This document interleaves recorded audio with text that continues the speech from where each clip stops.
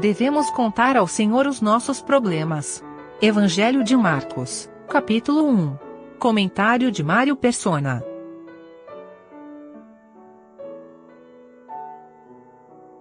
Na religião dos judeus havia demônios, que é o que nós vimos nos versículos anteriores, quando ele vai na sinagoga e ali tem um demônio, tem um homem endemoniado, e ele então expulsa o espírito, o demônio desse homem.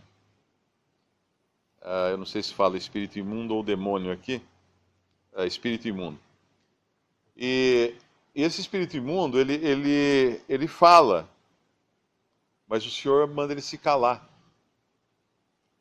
porque o Senhor não iria deixar o testemunho do inimigo se manifestar. E ele vai fazer isso depois, quando ele também vai curar muitos de demônios, muitos possessos de demônios, no versículo 34, mas não vai permitir que eles falem, porque o testemunho do inimigo não faz parte da obra de Deus. Paulo também precisou expulsar o demônio de uma jovem, quando ela parecia estar até ajudando, mas nada que seja do inimigo pode ajudar na obra de Deus. E agora ele sai daquela sinagoga onde havia demônio, onde havia espírito imundo, e entra na casa onde há doença, onde há enfermidade. Então nós vemos nisso uma figura muito clara do estado de Israel naquela época, do estado dos judeus naquela ocasião. A sua religião estava contaminada, as suas casas estavam contaminadas. Nós não vemos no Antigo Testamento tantas manifestações demoníacas como nós vemos nos Evangelhos. Isso porque, obviamente, com a vinda do Filho de Deus, as hostes demoníacas estavam em polvorosa, estavam com toda a atividade, e muitas enfermidades também. E ele vai então e vai visitar a casa de Simão, e a sogra dele está doente, está com febre. E falam para ele dessa sogra. Os discípulos falam, os que estavam com ele, comentam com ele.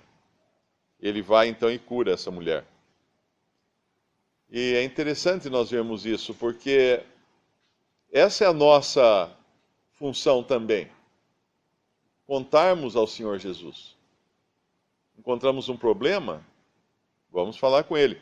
Versículo 29, logo saindo da sinagoga, foram à casa de Simão e de André, com Tiago e João, e a sogra de Simão estava deitada com febre.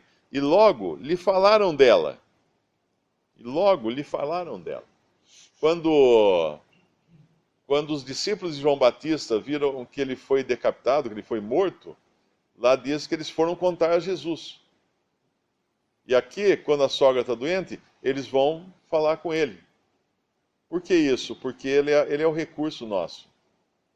Quantos de nós não precisa levar ao Senhor as nossas dificuldades, as nossas tristezas, as nossas enfermidades ou as enfermidades de terceiros, e levamos a Ele, porque não tem outro recurso. É a Ele que nós vamos. É nele que nós buscamos o recurso. E ele, obviamente, cura aqui a sogra de Pedro. E é interessante que ele está no seu papel de servo. Começou no versículo 29, logo saindo da sinagoga. Eu tinha comentado outro dia que essa palavra logo vai aparecer muitas vezes no Evangelho de Marcos, porque cabe ao servo atender logo, resolver logo, servir logo o seu Senhor. E aqui no versículo 32, né, a sogra de Pedro já está curada, não precisou nem de um tempo de convalescença, né, tipo, não, agora fica mais 10 dias na cama para... Não, ela já levantou e começou a servir. É assim que são as coisas de Deus. Ela já começa a servir. E é uma figura bonita também.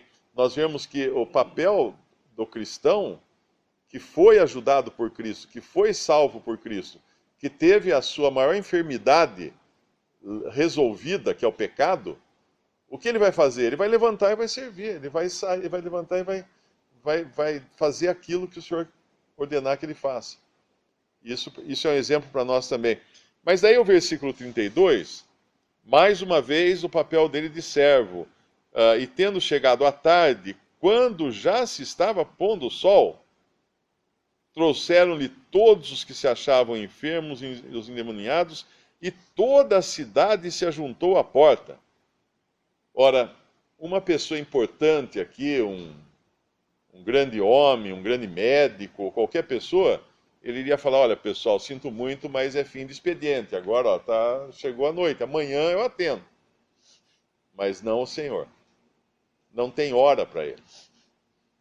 Não tem hora. Está começando a noite, está chegando o fim da tarde, está começando a noite, e ele está pronto para atender uma multidão. Nós não sabemos quanto tempo ele levou para atender essas pessoas, mas deve ter sido um bom tempo, né? Toda a cidade foi à porta da casa da sogra de Pedro, da casa de Pedro, levando enfermos e endemoniados, que deviam ser muitos, e curou muitos, no versículo 34, que se achavam enfermos de diversas enfermidades, e expulsou muitos demônios, porém não deixava falar os demônios porque o conheciam. E aí, passou grande parte da entrada da noite trabalhando. O Senhor Jesus, uma ocasião, ele fala: meu pai trabalha até agora e eu trabalho também, porque foi para isso que ele veio. O tempo urgia, o tempo era urgente que ele fizesse as coisas enquanto ainda era dia, que viria a noite. E aqui, então, no versículo 35, nós o vemos levantando muito cedo, ainda escuro, e foi para o deserto e ali orava. Essa era a fonte de energia do Senhor.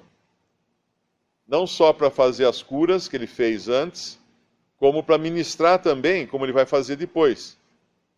No versículo 37, achando-o, lhe disseram: todos te buscam. Ele lhes disse: vamos às aldeias vizinhas, para que eu ali também pregue, porque para isso vim. E pregava nas sinagogas deles, por toda a Galiléia, e expulsava os demônios. Então, entre uma coisa e outra, tem essa oração, tem esse momento que o Senhor reserva antes do sol nascer, no versículo 35, levantando-se de manhã muito cedo, fazendo-se no escuro, saiu e foi para um lugar deserto e ali orava.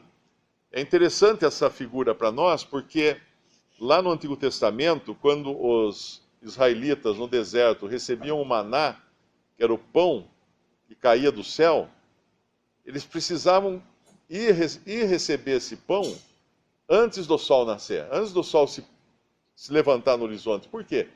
Porque o sol derretia o maná e ele caía por terra. Então eles podiam colher antes que o sol derretesse o maná.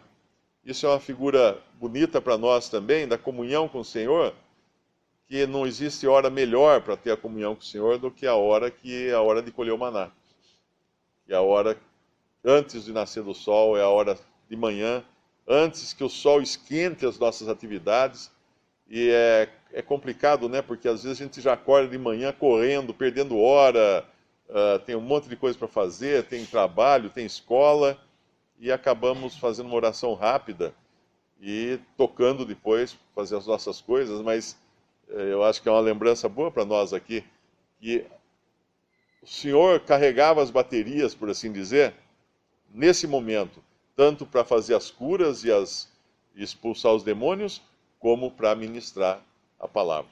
O próximo encontro do Senhor é com esse leproso do versículo 40, aproximou-se dele um leproso que, rogando-lhe e pondo-se de joelhos diante dele, lhe dizia: se queres, bem podes limpar-me. Que momento esse!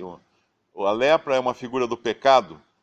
Nós temos aqui uma figura de um pecador que se aproxima do Senhor, não fazendo demandas no sentido de se justificar de algum problema, não exigindo alguma coisa, não desafiando o Senhor, obrigando Ele, ordenando que Ele curasse, nada disso. Se queres. Esse é o maior exemplo de uma sujeição total, quando a pessoa vê o seu estado e não encontra nada de são em si mesma. Tudo é lepra, tudo está coberto pela lepra maligna, ela não tem o que fazer com ela. Ela não consegue se limpar. Ela tem que buscar no Senhor a limpeza agora, a purificação. E ainda assim, não é uma demanda, não é uma ordem, não é uma exigência, ou nem mesmo uma indiferença, né? Mas é a confiança de que o Senhor pode, se Ele quiser. Ele pode curar. Se Ele quiser, Ele pode curar. Se queres, bem podes limpar-me. No Antigo Testamento, quando alguém era tomado pela lepra, os sacerdotes não podiam fazer nada por aquela pessoa. Porque homem nenhum podia curar uma outra pessoa, só Deus, né? O poder da cura sempre vem de Deus. E os sacerdotes só podiam depois examinar a lepra, ver se o homem foi curado ou não. Esse era o papel dos sacerdotes, mas eles mesmos não tinham poder neles. Eles tinham autoridade para tirar o leproso do arraial, para que ele não contaminasse os demais israelitas, mas eles não tinham poder algum em si mesmos para mudar a situação do leproso. Eles tinham que esperar pela cura vinda de Deus. E aqui nós encontramos esse homem leproso se aproximando do Senhor, mas na condição que o pecador deve se aproximar de Cristo. Essa é a condição. E o que nós ouvimos da voz do Senhor? E Jesus, movido de grande compaixão. Grande compaixão. Uma coisa que a gente aprende, né, na vida cristã, obviamente pela palavra, a gente aprende isso, mas como nós somos meio cabeça dura e a gente erra e cai e levanta, erra e cai e levanta, nós vamos aprender sempre uma coisa: a graça, a misericórdia e a compaixão do Senhor é sempre maior que o nosso pecado. É sempre maior que o nosso pecado.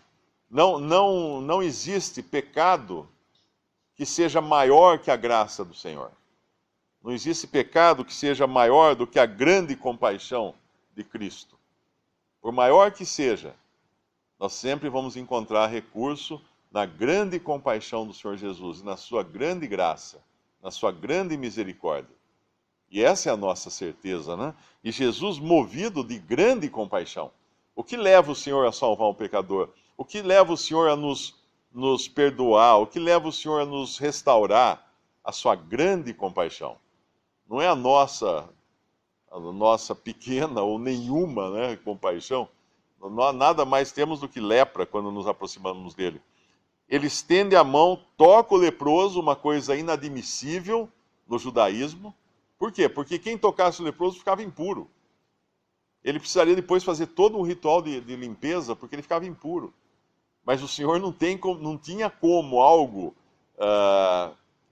contaminar o Senhor. O Senhor era totalmente impermeável ao pecado, impermeável à lepra, impermeável a qualquer influência que viesse de fora. Nada podia entrar nele.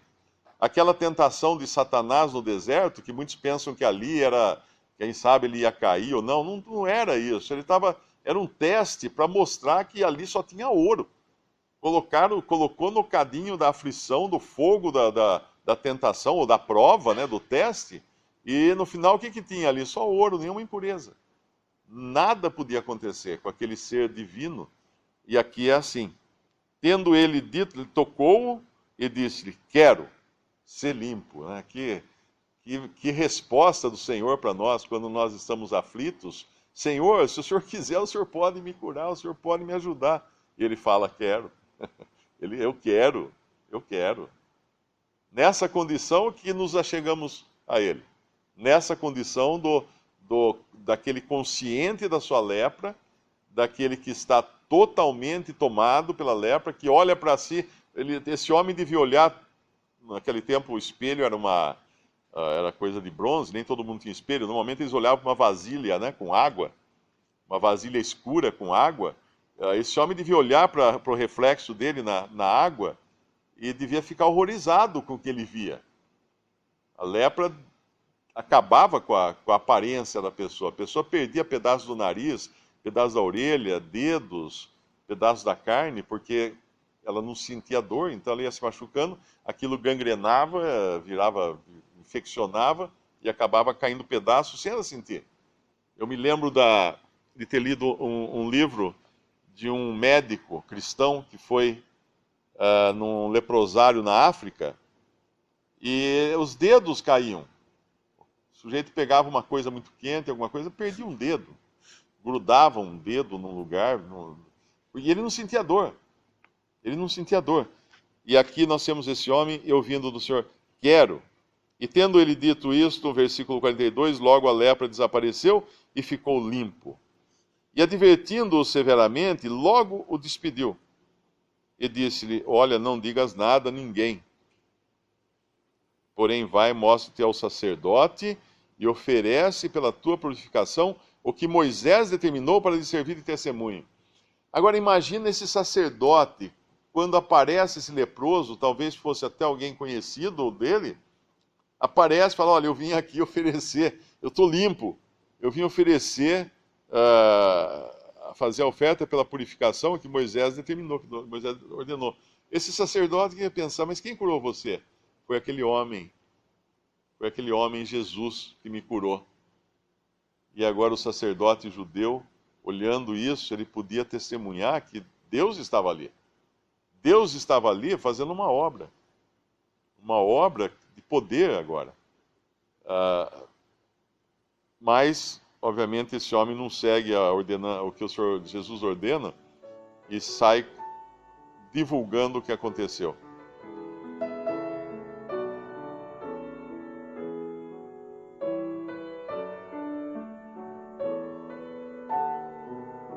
Visite Respondi.com.br. Visite também 3minutos.net.